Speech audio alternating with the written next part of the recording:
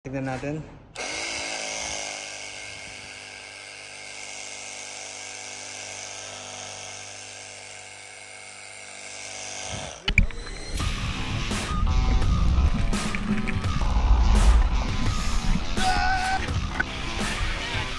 So what's up sa inyo mga chong? Andito naman tayo, mag-unbox tayo ng bagong-bago galing China, made in China na pressure washer. So battery operated to, no? Disregard nyo na lang yung voltage kasi hindi naman ganoon talaga yung voltage. Tinesting ko yun sa tester ko, hindi naman 48 volts eh. Pero ayan guys, ayan yung pressure washer natin. Titignan natin kung gaano siya kalakas at ayan, ito na yung manual natin na hindi natin binabasa. Tapos meron siyang dalawang nozzle tip. Ito yung parang matalim na buga ng water. And then ito yung parang splat. And ito yung mismong device. So may charger siya and yung mismong pressure washer, and then ito bubuuin natin. So buuin natin, ayan, ilalagay mo dyan yung nozzle. So pinili ko yung white na yan kasi yung tinest ko na din yung yung red nozzle. So hindi siya ganun kalakas. So mas maganda yung splat na lang para mas kalat na yung pressure niya or yung buga ng water para mas mabilis kang matapos sa pagka-car wash natin. So meron din siyang soaper pero hindi ko gagamitin yan dahil ang pinaka main ko lang dito sa pressure washer na to is para matanggal lang yung alikabok. So minsan ako naglilinis ako ng sasakyan, hindi ko nilalagay ng sabon or hindi ko sinasabonan yung sasakyan. So ayun yung charger niya.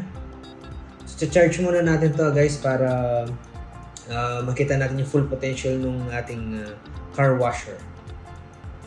So ayan, makikita nyo, ayan, slide in. And then meron din siyang kasamang filter para pag kailangan mo yan, yung filter na yan, kasi once na nag-plug yung mga pump niya dito sa loob ng gun, yung components nung gun sa loob, talagang hindi na siya mag-function ng maayos, no? So ayan, buuin pa rin natin yan, dyan yan. So yan, press mo lang yan, then push mo lang yan, and yan na. So buo na yung natin, yung pressure washer gun natin. So tara guys, subukan na natin at nang makita natin kung gaano kalakas nga ba ang ating pressure washer. So okay guys, ito, subukan na natin itong nabili natin power spray. So tingnan natin kung gaano siya kalakas. So ayan, makikita nyo, dumi dyan, no? So tanggal ako ng tawag doon, nag-flash ako ng radiator. So ito muna tayo, tingnan natin kung gaano siya kalakas. Let's go. Uy, wow, wala siya naman. Uy, wow, ang tagal. Ayun. Ayun, eh. So ito makikita nyo, may mga tawag dyan, may mga dust dyan. So tingnan natin.